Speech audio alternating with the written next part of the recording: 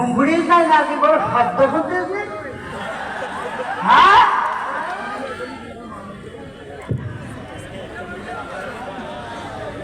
এটা এত ভালো কেন? আপনারা ভালো আছেন? ওরা এখন আর ধরবে না বলে যে একটু মন খুঁজে করবেন, ভালো আছেন? ওরা শব্দ হইতেন না কেন? ভালো আছেন আপনারা?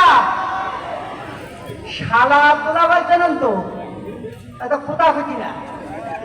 শালা দুলাভাই এক জায়গায় ঘুম ফুরিয়েছে, হঠাৎ প্রথম শব্দে তার শাশুড়ি কুচিস দিয়ে কে শব্দ হইল রে নুনু? তা কুচিস গেঞ্জি ভুড়ি, গেঞ্জি বলি এত শব্দ? বলছি না, গেঞ্জির মধ্যে দুলাভাই ছিল কি এখন আর পুরীর আসবে না।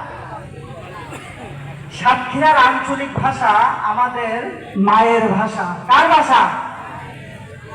মার কাছ থেকে প্রথম যে ভাষাটা আমরা শিখি আমাদের সাতক্ষীরার আঞ্চলিক ভাষা। এই ভাষা যখন শুরু করি ফেসবুকে বহু রকম গালাগালি দেয়, আমার কি ভাষা না, তাগির ভাষা তো আমরা কই পাইনি। একদিন একবার আমার ফোন করে প্রচুর গালাগালি দিতে, সাতক্ষীরার ভাষা না তাই, কিন্তু গালাগালি সব সাতক্ষীরার ভাষাই দিচ্ছে। তাই বললাম ভাই দেখেন, আপনি আমার গালাগালি বলে শুদ্ধ ভাষায় আরাম পাননি। আমি করেছিলাম একটু দুর্ঘটনা কই, সাতক্ষীরার আঞ্চলিক ভাষায় গালি দিয়ে বলে আমরা মন করিয়ে বলো। এখন সাতক্ষীরার আঞ্চলিক ভাষায় একটা কবিতা আবৃত্তি করি প্রথম।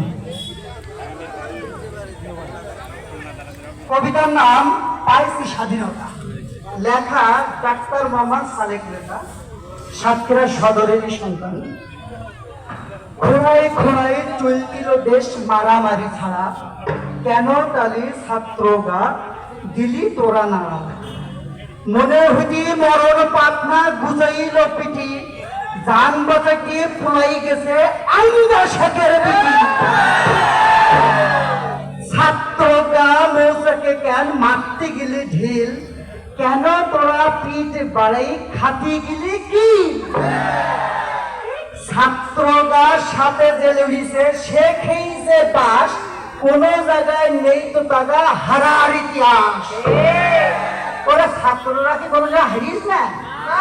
কারণ কি জানেন, কিন্তু পিছনে টান নেই, বাঘ কামাই পিছনে মারাইছি, যার ও রাস্তায় নেই ঘুরিয়ে, তাই তো ঘুরিয়েছে সাতক্ষীরায়। ওরে বাবা, আমি আইসি একদিন কবিতা ফাঁকা করি নাই তো হবে না। আইসি ডাক্তার দিকে একটু ছেলেমিলি কার সাবান।